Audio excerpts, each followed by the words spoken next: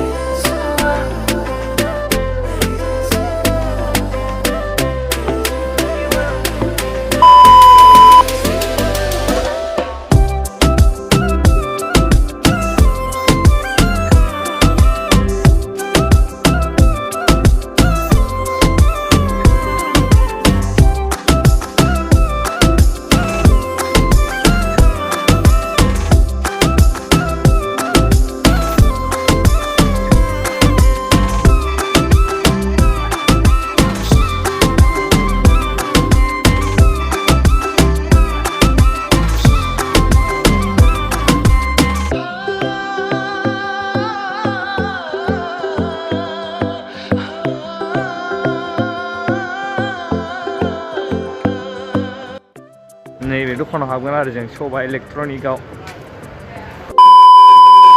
final लोगोफोर जोङो नै दा बङाइगाव फैनाया खाखयजानायाव दसे बेरायनो होनना फैबाय आरो खाखयजाना मोनफैबाय हाबग्रा माबायदि हाबलांनायसै नायलांबाय थादो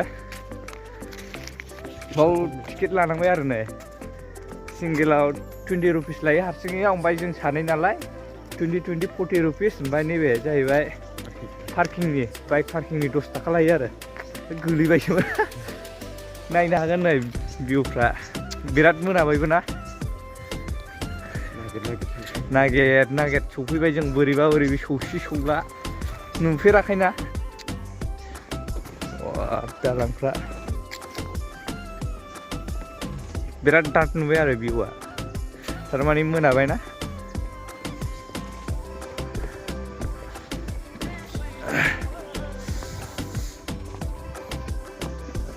जाबाय अबेथिं थांजेननो ओरै थांगोरसै ओरै थांसै दा ओरै थांसै नैबेजों थांगोरसै जोङो नायलांबाय था माबायदि भिउफोरा टाइमानो अभार जाबायना दार्क फुरा दार्क माबा मा होनो 4:40 जालायथारबाय आरो टाइमा दा जोङो मोनसे खामानि लानानैसो फैदोंमोन ओंखायनो बाव हाबफैनायनि टारगेट गैयामोन आरो खामानि जायासैना ओंखायनो ओरै फैबाय बेरायला लांसै होननानै हेलेम मा खालामग्रा टयलेट अ माय गड नायनो हागोन नै भिउफ्राथ' मोजां मा बिबार होनो बेफोरखौथ' मिथिलालै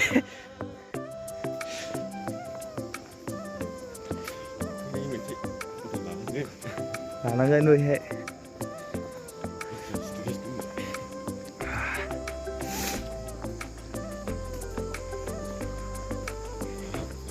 नै ओरैजाय इर' ब्रिज दं थारमाने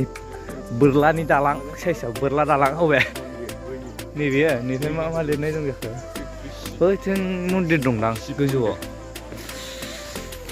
नैबे दालाङाव नै नायनो हागोन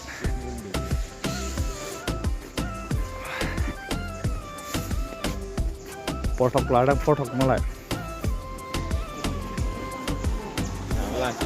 जाबो थिलेबले फटक लाना थांसै आरो नै सि ओरै नैफ्राय नै ओरै गोजौआव मन्दिर दं खोमा नै श्री शिब मन्दिर ओरैहायबा मा मोनहैयो बे खना खनलायाव थांलाबायजालालै भुटफोरजोंसो बारसिन जालाबायगोन ओरैबो थांला जोङो दा बै लामा मोनसे थांसिगोन आरो माने लोगोफोर दाथ' खाखयजाना फैदोंमोन बिराद मोनाबाय आरो जेबो नुला जोंबोथ' नुवासै नुनायबा नोंथांमोननो खिथानो हागौमोन जों एसे मोजांनो थारमाने मा खालामबावनो जोंबो एसे लेट जाबोबाय जों न'निफ्रायनो 2टासोआवसो ओंखारखादों 2टासोआव ओंखारबाय ओरै सफैबाय माखासे सार्भिसिं खालामनो होनना फैदोंमोन जों माबानि केमेरा सार्भिसिं खालामनो होननानैसो फैदोंमोन आरो बङाइगाव ओमफ्राय जायासै बेखायनो जेबो जायासै नालाय एसे फैखाबाय जेखौनो मा खालामबावनो होननानै काक'यजानायाव बेरायफैबाय आरो जों एसे बेखौनो नायलांसै होननानै ओमफ्राय दा मोनाबाय मा खालामबावनो नुवासै जोंबो नुनायानो जायासै आरो नैबे बुस्थुखौनो माबानो नागिरदोंमोन आरो जों सार्भिसिं होनो नागिरदोंमोन दा जायासै सार्भिसिंआबो बानाया मायासो होनबायबा माथो खालामबावनो प्रब्लेमानो प्रब्लेम दखानबो नागिरनांबाय बिराद गोबाव आरो नै काक'यजानाखौबो लकेसन नायै नायै एरसि एरला फैनांबाय बबेबा खना खनलाजों एरसोलाबोथारनांबाय आरो जों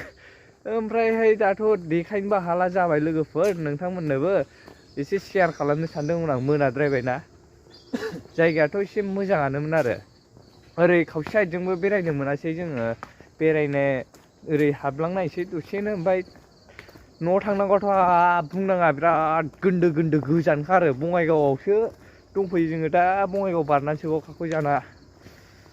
मा जायगा होनो बेखौथ' मिथिला पार्कनि नामखौल' डाइरेक्ट मिथिनाय जाबाय आरो आदसा लोगोफोर दा जों थांफिनसै आरो मोनाबायना बिरादनो न' फारसे आगान सुरलांफिनसै आरो सहैगोनाथ' माब्ला सहैगोन बुंनो हाला बिराद गोजान एनसे एनला जायगायाव दंफैखायो आरो दिनै न' फारसे सहैनांगौआथ' मा बुंबावनो मामुलि नंला आरो ओमफ्राय भिडिअखौ नोंथांमोना मोजां नङाबाबो ओरैनो जानला मोनला जादोंबाबो बयबो एसे शेयार खालामलाबायदो साबस्क्राइब खालामलाबायदो साबस्क्राइब खालामना होआखैबा लुसावलाबायदो थुसिला हरदो आरो बेखिनियानोसै आरो कमेन्ट्स खालामदो बयबो माबायदि जादों माबायदि जायाखै ओमफ्राय नेक्स्ट टाइम जों फैफिनगोन दिनैथ' जायगाखौ नुखाबाय एबाराव सानाव फैनोसै डाइरेक्ट काक'यजानाखौ गाग्लिजोबगोन आरो लोगोफोर मोननै हाबलाङो जों फैबाथाय हाब बेल' हाबा ओरै बङाइगावआव मा मा दं गिदिंजोबगोन ओरै आइ लाभ बङाइ थङाइ थांलाजोबगोन आरो अब्ला बेखिनियानोसै दिनैनि भिडिअआ बावनो फोजोबनोसै बाय बाय